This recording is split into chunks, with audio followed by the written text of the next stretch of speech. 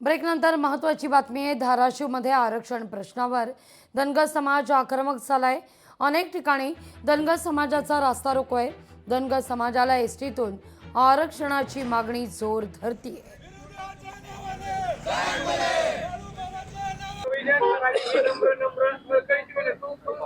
या सगळ्याचा आढावा घेतला आपले प्रतिनिधी काकासाहेब कांबळे यांनी। धनगर समाजाचे एसटी प्रवर्गात समावेश करावा या प्रमुख मागणीसाठी धाराशिव मधील धुळे सोलापूर हायवेवर धनगर समाजाने हा रस्ता रोको चालू केलेला आहे आणि या रस्ता रोको मध्ये अनेक धनगर बांधव सहभागी झाले आहेत। आता माझ्यासोबत काही धनगर भाऊ काय सांगाल, नेमकं काय रस्ता रोको आहे तुमचा? आमचे मागे 15 दिवसापासून दीपक भाऊ बोराडे हे जालन्यामध्ये उपोषणाला बसलेले आहेत।